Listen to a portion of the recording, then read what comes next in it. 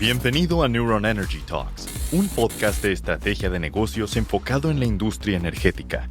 Aquí, líderes de grandes empresas comparten su visión mientras abordan las principales tendencias de una industria innovadora, apasionante, altamente eficiente y sobre todo uno de los grandes motores que transformarán el destino del país.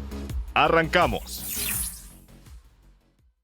Este podcast es presentado por Exdata, Laboratorio de Análisis y Visualización de Datos. Juntos podemos desafiar los retos del mundo digital y transformar tus datos en activos de negocio. Pues gracias a todos nuestros amigos por escucharnos en este episodio de Energy Talks, donde vamos a tener sin duda una gran plática con Andrés Friedman, quien es el CEO y cofundador de Solfium. Andrés, ¿cómo estás? Mucho gusto en platicar contigo. Bienvenido. Realmente, muchas gracias. Un gusto estar con ustedes. Excelente, Andrés. Oye, ¿por qué no empezamos platicando un poquito sobre, desde tu perspectiva, cuál es el potencial de la energía renovable en nuestro país? Claro. Nosotros vemos un potencial enorme para la energía solar en general, por supuesto en México y en particular en la generación distribuida, ¿no? Todos los estudios que hemos visto a nivel mundial indican que para alcanzar los objetivos de sustentabilidad, ¿no? Del cero neto famoso y mitigar el cambio climático, sí necesitamos acelerar mucho la adopción de generación distribuida. No alcanza solo con pensar en hacer grandes proyectos de parques solares y parques eólicos. Por supuesto que eso es una parte clave de la transición energética, pero tenemos que aprovechar mucho más, ¿no? la capacidad que ya tenemos, ¿no? Poner paneles en techos, eso implicaría no tener que invertir tanto en nueva capacidad de transmisión y distribución, porque estaríamos consumiendo la energía in situ, ¿no? Donde se genera. Entonces, el potencial es enorme. Nosotros concebimos un futuro donde los paneles solares sean completamente omnipresentes, ¿no? Que estén en cada techo, en casas, en fábricas, en comercios, que sea tan común como lo es hoy en día un refrigerador, un televisor, que no lo era hace 50 años, ¿no? Creemos que hacia allá vamos. Y realmente el objetivo de Solfium, toda nuestra concepción de modelo de negocios, la tecnología que hemos desarrollado, las plataformas, la aplicación móvil, todo eso que ahora platicaremos más, Franco, está pensado en acelerar esa adopción, ¿no? En hacerle fácil la adopción y la gestión de un sistema solar al cliente, ¿no? Pensando en acelerar esa transición energética. México tiene de las radiaciones solares más altas del mundo, la número 5, salvo que haya cambiado algo recientemente. Entonces, tiene un potencial enorme, es extremadamente rentable en México poner paneles solares. Como sabes, el corporativo de Solfium está en Canadá, que lamentablemente tiene otras ventajas Canadá en otros aspectos, pero en energía solar no tanto, ¿no? No hay ni tanto sol, ni tanta radiación, ni tantas horas de sol, perdón, ni tanta radiación. Entonces, sí, México tiene un potencial enorme y tenemos que aprovecharlo. Excelente, Andrés. Oye, y pensando en todos nuestros amigos industriales que nos estén escuchando, vamos a pensar en estas empresas de autopartes que están viviendo retos importantes, que son especialistas en sus negocios de autopartes, pero no necesariamente en las cuestiones energéticas, que pueden ser un poquito complicadas, muy técnicas y donde hay muchos cambios. ¿Qué dirías que es importante en cuanto a la evangelización de la información? ¿Cómo estas empresas energéticas pueden empezar su camino a hacer eficiente su consumo y luego a explorar soluciones? Es un punto muy importante el que levanta Franco, porque efectivamente la mayoría de las empresas, al final de cuentas, su expertise es en su propio producto, ¿no? o servicio. Y realmente por necesidad y por convicción y muchas veces por presión, ¿no? de sus propios clientes o del mercado, saben que tienen que transitar hacia las energías renovables, ¿no? Y saben o han escuchado que es rentable, pero como dices, no tienen quizás ni el tiempo ni los recursos para definir una estrategia, ¿no? que los lleve de una forma eficiente a ese camino. Eso por un lado. Por otro lado, el gran cambio también que estamos viendo nosotros desde estos últimos años es que ya la concepción el alcance de lo que las empresas están mirando y contemplando, nuevamente por convicción y por necesidad y por presión, es el pensar ya en toda la cadena de valor de la empresa. Ya no es solo las propias operaciones. Los compromisos que están haciendo las grandes empresas automotrices y de todos los sectores, y eso se cascadea, ¿no? Se despliega en la cadena de valor, ya va a abarcar toda esa cadena de valor. El compromiso de cero neto de una empresa no es de lo que pasa dentro de sus cuatro paredes, ¿no? Es realmente tener una cadena de valor sustentable, ¿no? Una huella de carbono para el producto en su totalidad sustentable. Entonces, el reto grande de las empresas es eso, ¿no? Las cadenas de valores son grandes, complejas, fragmentadas, ¿no? El cliente promedio tiene cientos o miles de proveedores, distribuidores, clientes, colaboradores, etcétera, y están buscando soluciones fáciles o menos complejas para llegar a toda esa cadena de valor, ¿no? Entonces, volviendo a tu pregunta, ese es un poco donde entramos nosotros con nuestro modelo de negocio que tiene ese diferencial. Ayudamos a las empresas a decir, a ver, empezamos por tus propias operaciones. Sí, por supuesto, poner paneles solares en tu propia operación tiene lo más sentido de todo, ¿no? Tiene impacto económico, ahorro económico, impacto medioambiental, pero luego empezamos a trabajar con las empresas para atacar toda su cadena de valor, ¿no? Ya sea hacia el lado de sus proveedores, como dirían en inglés, upstream value chain, ¿no? O downstream, ¿no? La parte de sus proveedores, distribuidores, etcétera. Y también incluir partners, ¿no? Y colaboradores de la empresa. Al final de cuentas, todo el ecosistema de la empresa tiene un impacto medioambiental. Entonces, cuando la empresa, a través de un partner como nosotros, tiene forma de llegar a todo su ecosistema, pues sí tiene un impacto mucho mayor. Oye, y justo tocando ese tema de las cadenas de suministro, ahorita estamos viviendo un momento único, que es el tema del nearshoring, en donde Estados Unidos tiene como meta reubicar cerca del 30% de su industria y donde México se vuelve una opción bastante importante, y ya estamos viendo bastantes casos cada semana hay encabezados de efectos de nearshoring en nuestro país, pero que esto tiene un reto energético. Cuéntanos precisamente cuál va a ser el rol de la industria energética, cuáles son los retos en todo este efecto del nearshoring que estamos viviendo. 100%, Franco, esa es una pregunta clave porque, como dices, México tiene una oportunidad enorme en el nearshoring. Creo que México ha hecho muchas cosas muy bien en estos últimos 20 años, ¿no? El crecimiento de su industria, de su capacidad industrial, su integración en Norteamérica y en el mundo, ¿no? Creo que ha sido muy buena. Han desarrollado industrias de clase mundial en automotriz, en aeronáutico, en muchos otros segmentos. Entonces, la oportunidad puntual que se da ahora es por un poco todos esos movimientos, digamos, de placas tectónicas geopolíticas, ¿no? Muchas empresas grandes americanas que tenían una cadena de valor muy cargada, muy enfocada hacia China, y Asia están repensando y reevaluando y concibiendo cadenas de valor más localizadas en Norteamérica. Muchas empresas europeas ven que México tiene un potencial enorme para seguir creciendo y que sea un punto de entrada y un trampolín, ¿no? A Norteamérica y a Latinoamérica, ¿no? México en ese sentido, o como bisagra, digamos, de Norteamérica y el resto de Latinoamérica, tiene un rol y un potencial muy grande. Pero volviendo a tu pregunta, específicamente las empresas hoy en día que ya tienen estos compromisos, ¿no? De ser sus operaciones más sustentables y están implementando en sus propias plantas en sus países de origen, ¿no? Estrategias de sustentabilidad, programas de energías renovables, etcétera, están ya pidiendo como un requerimiento para venir a México, ¿no? El decir, pues no voy a ir para atrás y luego tener que cambiar. Quiero llegar aquí y que mi planta, ¿no? De manufactura, en el parque industrial que sea, en el estado que esté, pues que tenga acceso a energías renovables, ¿no? In sitio, ¿no? En generación distribuida o en un esquema, ¿no? de suministro, ¿no? De compra de energía. En general, para algunos es una combinación, para otros es más uno o el otro.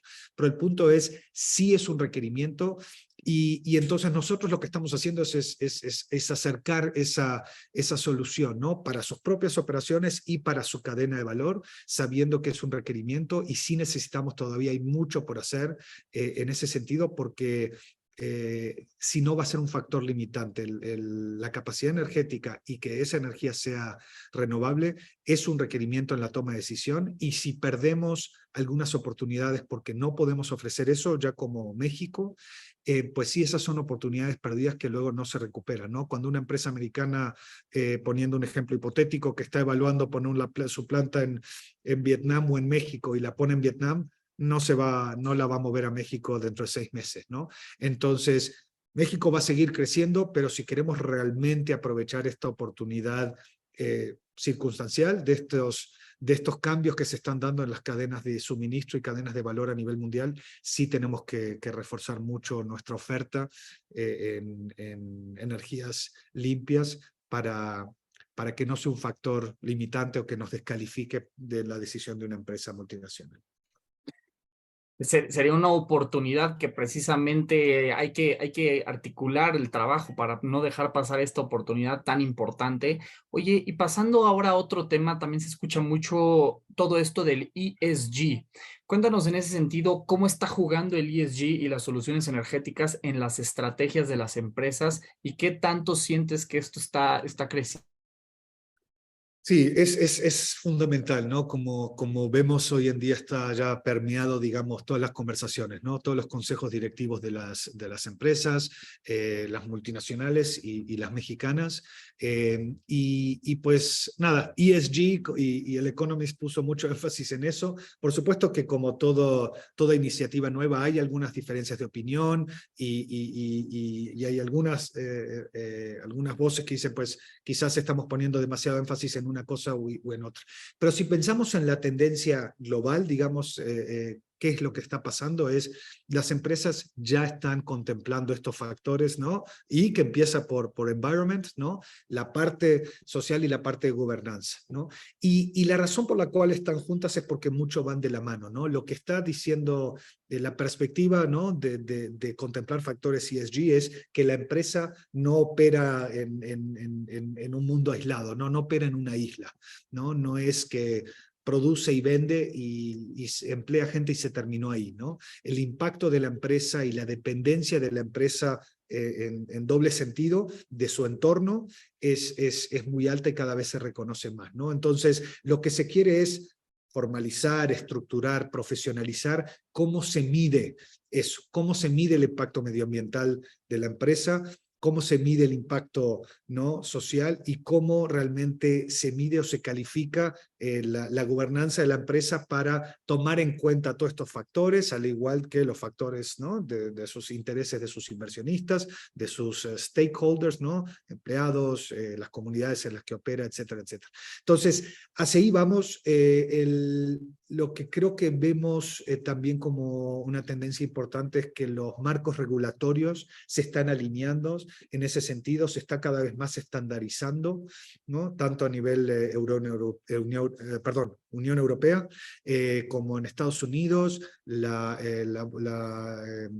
Securities and Exchange Commission, ¿no? la agencia que regula la bolsa, también está definiendo estándares de qué es lo que las empresas tienen que reportar, por ejemplo, a nivel de sus iniciativas de descarbonización, ¿no? Para evitar ese famoso greenwashing, ¿no? Que uno pues dice una cosa y medio que lo decora, o no. Entonces, ya cada vez se está, digamos, volviendo más riguroso todo esto, ¿no? Entonces, creo que sí es un factor que cada vez más las empresas son conscientes que tienen que, uno, entender, dos, definir una hoja de ruta, ¿no? Para alcanzar esos estándares internacionales y nacionales que se están definiendo, y tres, empezar a implementar, ¿no? Y empezar por el ¿no? Por la parte medioambiental, pero en paralelo trabajar en todos esos factores que son bastante diversos, pero que van muy de la mano.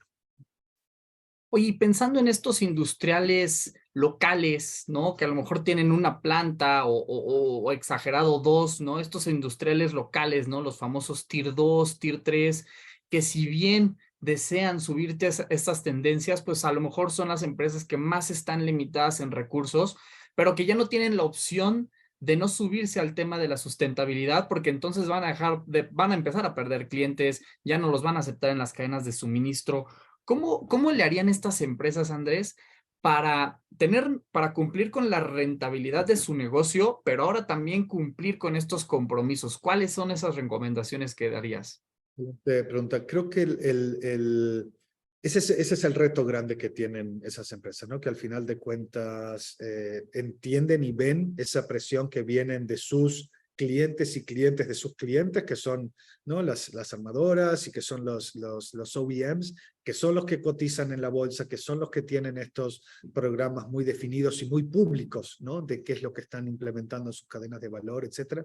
Yo creo que hay algunos elementos que por supuesto son caso por caso, pero sí la tendencia general es casi, que lo vemos cada vez más como un requerimiento, es empezar por la I de ESG, ¿no? Empezar por la parte medioambiental, empezar por la energía, porque por suerte en México las energías renovables, ¿no? El tener paneles solares en techos es muy rentable, ¿no? Entonces eso es como en inglés dirían el low hanging fruit, ¿no? Es lo más fácil de implementar, es rentable, es muy rentable.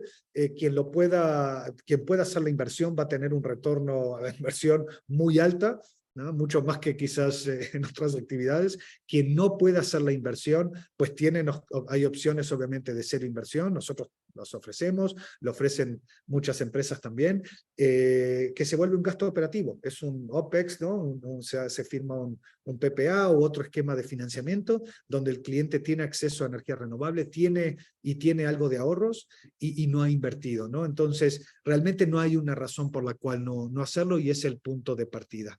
En los otros esquemas sí va a depender mucho de la empresa y siempre nuestra sugerencia ahí es buscar una empresa, un consultor o alguien interno que conozca un poco el tema. Hay muchos recursos sobre esto hoy en día, ¿no? Muchas publicaciones y todo, y empezar a pensar nuevamente en qué implica esta orden de ruta. Por ejemplo, nosotros somos, a pesar de ser una empresa ¿no? Bueno, canadiense-mexicana, pero una startup tecnológica, ¿no? Que todavía está en una fase de crecimiento muy fuerte, pero somos una empresa todavía relativamente chica. Somos signatarios del Pacto Mundial de Naciones Unidas, ¿no? Hay muchos elementos de ahí que vienen, hay compromisos que nos firman y hay muchos recursos que vienen de la plataforma, ¿no? Del Pacto Mundial que ayudan a crear una hoja de ruta, y lo que la empresa tiene que hacer es tener esa hoja de ruta, ¿no? Implementarla luego en base a su capacidad. Nadie pretende, ¿no? Que lo que haga Volkswagen o PepsiCo o alguna empresa, ¿no? De Fortune 50 sea al mismo nivel de detalle y y a la misma velocidad que una empresa mediana en México que es proveedora Tier 2, como dices, de alguno de estos sectores, ¿no? Pero el que un cliente de ellos vea que esta empresa conoce el tema, lo tiene concebido y que tiene una hoja de ruta y que va empezando de a poco, ¿no?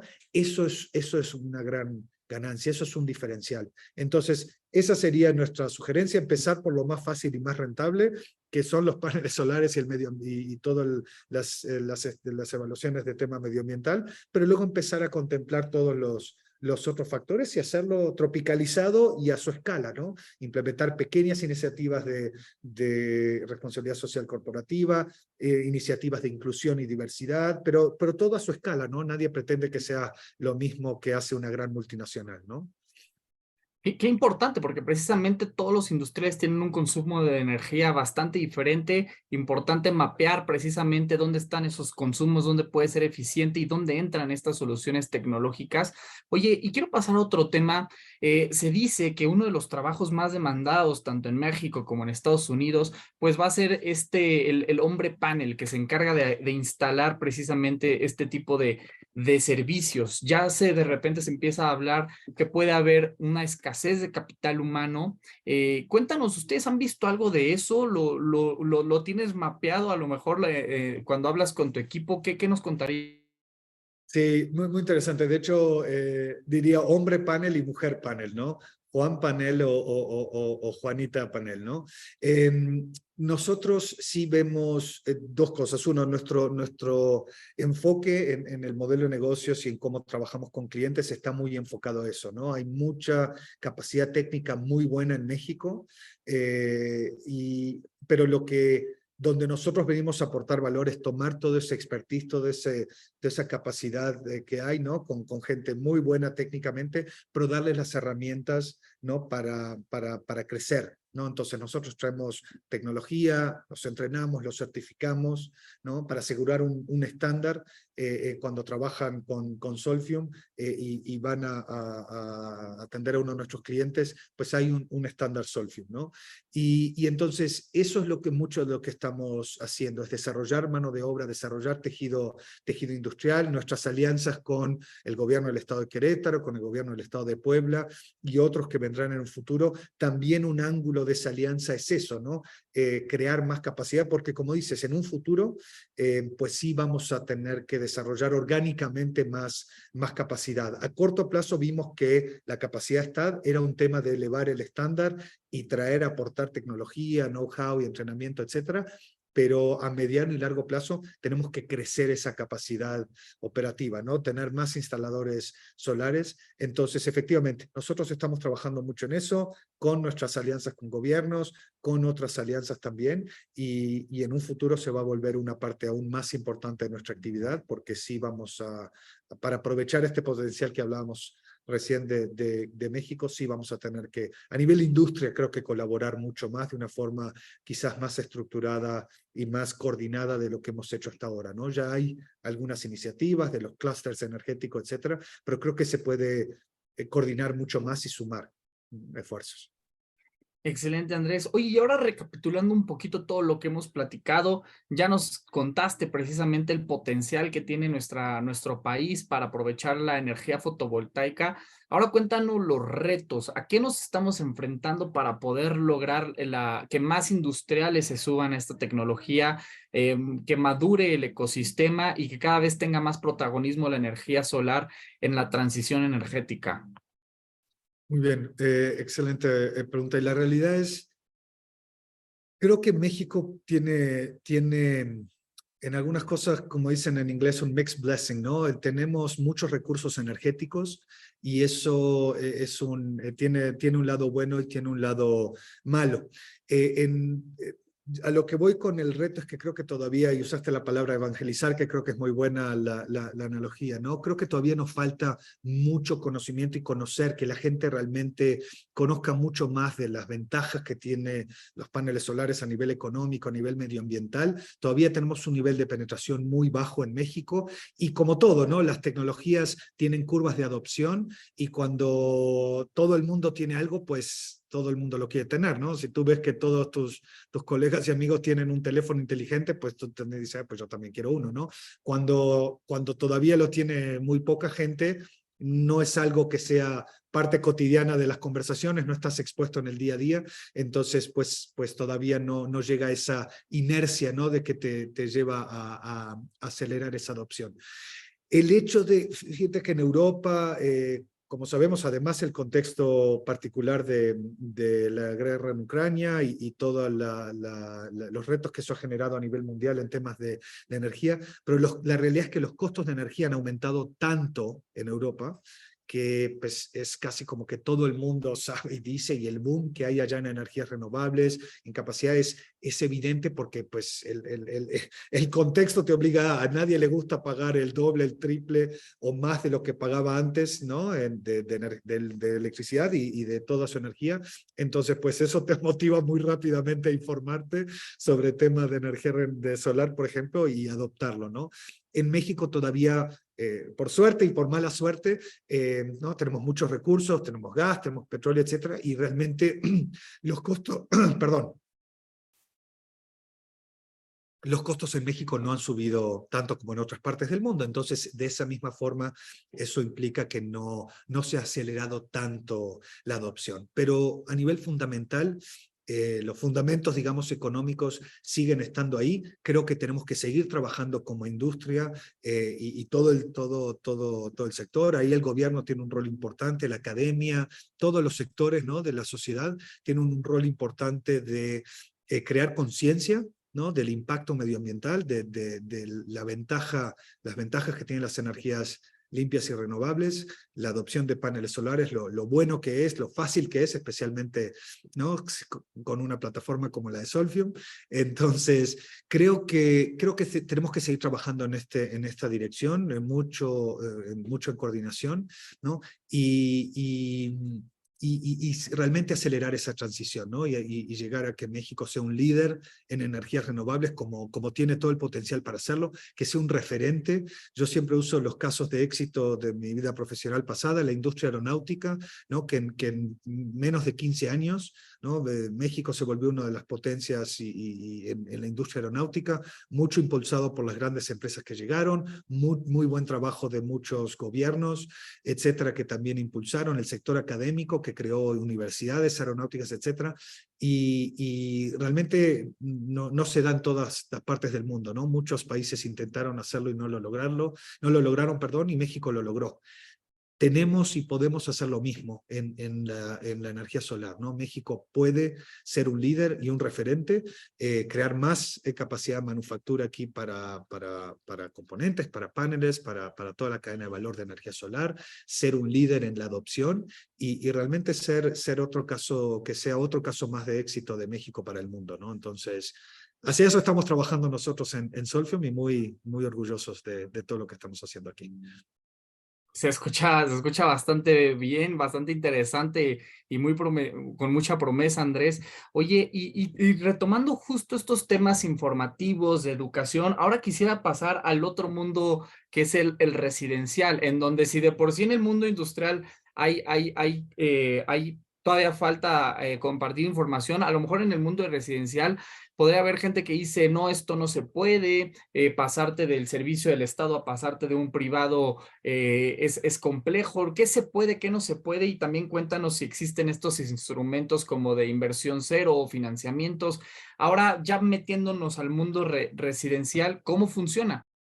Sí, conceptualmente hablando funciona similar, ¿no? Hay esquemas de financiamiento igual de atractivos, es muy rentable poner paneles solares, por supuesto quien más consume es más rentable, quien consume menos es menos rentable, pero sigue siendo rentable, ¿no? Es una inversión muy segura, ¿no? Salvo que desaparezca el sol y en ese caso tenemos otro tipo de problemas. Entonces, es una inversión muy segura que da un retorno. Otros tipos de inversiones que uno puede hacer no tienen un retorno tan asegurado como invertir en paneles solares, que va a generar ¿no? kilowatt horas y que va a dar un beneficio económico, además de todo el medioambiental que hablamos. Entonces, nosotros vemos cada vez más y más clientes residenciales nuestros, muchos llegan a través de nuestros clientes corporativos y nuestras alianzas, ¿no? Colaboradores de algunas de nuestras empresas partners, es mucho de nuestro modelo también, de integrar y descarbonizar toda la cadena de valor y ayudar a colaboradores de empresas a poner paneles solares en sus casas.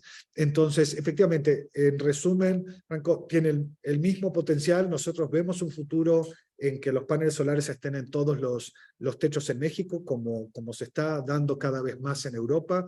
Creo que cada vez más los gobiernos en México en todos sus niveles, ¿no? Federal, estatal, municipal, están viendo que en Europa, por ejemplo, los marcos regulatorios, los gobiernos están empujando, ¿no? Que ya los nuevos edificios tienen que venir con paneles solares, ¿no? Que por ejemplo, en Francia recién hablaban de que todos los estacionamientos también tenían que tener carports, ¿no? Y en Alemania todos los edificios comerciales esenciales ya tienen que venir con paneles solares.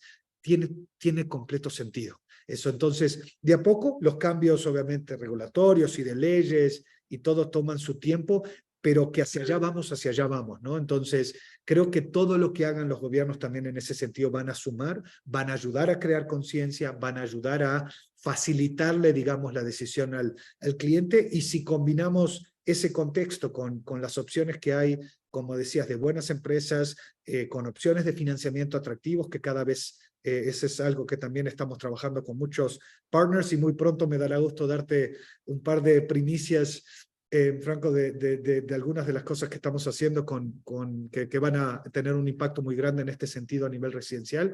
Creemos que eso va a ayudar mucho, ¿no? Para acelerar ese futuro, ¿no? de paneles solares omnipresentes en todos los techos. Excelente, Andrés. Oye, pues yo un poquito para ir terminando, pues por ahí hemos visto que han estado muy activos generando alianzas, generando iniciativas, sumando con distintas instituciones y empresas. Cuéntanos hacia dónde van, dónde están innovando, qué tecnologías están sacando, qué tipo de partnerships están desarrollando o buscarán desarrollar todavía más a futuro. Perfecto. Sí, nosotros creemos que la mejor forma de darle una solución integral y óptima al cliente es, perdón por la redundancia, optimizando el ecosistema y la cadena de valor, ¿no? Y nosotros nos vemos como un canal para darle la mejor solución tecnológica al cliente, ¿no? Que implica o que parte, ¿no? Inicia con el tema de la instalación fotovoltaica, pero que hay mucho más allá, ¿no? Nuestra relación con clientes va a ser de por lo menos 25 años, ¿no? La duración de la vida útil del sistema, y sí hay mucho que se le puede ofrecer al cliente para darle más soluciones que le faciliten todo, ¿no? Entonces, la alianza más reciente que tenemos es con ABB, ¿no? Empresa suiza líder a nivel mundial en electrificación, en automatización, etcétera, y con ellos vamos a estar integrando cada vez más mutuamente, ¿no? La solución de cargadores de autos eléctricos alimentados, ¿no? Energizados por paneles solares. Entonces, realmente va a ser, digamos, una solución para que el auto eléctrico sea de emisiones cero, ¿no? Porque si no, si se carga un auto eléctrico, como sabes, con la red, pues hay emisiones más altas, ¿no? Entonces, eso es algo que también tiene un potencial muy grande. Viceversa, también ABB como partner nuestro empieza a ofrecer nuestra solución fotovoltaica para sus clientes. Entonces, es una alianza que va a tener mucho impacto, ¿no? en las ciudades y en todo México, ¿no? Tenemos alianzas con fabricantes también, y pronto vamos a anunciar una nueva alianza con un fabricante líder a nivel mundial de paneles solares aquí en México, para acercar mejor los últimos productos, ¿no? Al mejor precio posible al cliente final. Entonces, ese es realmente nuestro modelo, ¿no? Tecnología, una plataforma móvil para el cliente chico, para la empresa, para integrar y descarbonizar toda su cadena de valor, para el cliente residencial y pequeño comercio, una plataforma tan intuitiva y fácil de usar como un Uber, donde en 8 pasos, tienes tus paneles solares instalados, financiados, integrados, interconectados y produciendo, ¿no? Entonces, todo nuestro enfoque es tecnología, facilitar la vida experiencia y ser un canal, ¿no? Con la tecnología más innovadora y acercársela al cliente de una forma sencilla. Y resuelven una controversia que suena muchísimo de los vehículos eléctricos en cuanto a la electromovilidad, de dónde viene esa energía, ¿no? Si viene de fuentes fósiles, pues a lo mejor no se está cumpliendo del todo la promesa de la electrificación en el vehículo, pero esto precisamente ya te da esa promesa real de que ya se vuelve sustentable esa movilidad, Andrés. Qué fascinante lo que mencionas. Oye, pues te quisiera agradecer mucho la conversación, nos dejas con muchísimo conocimiento. No sé si traigas mensajes finales de tu lado, conclusiones, ¿con qué nos dejas?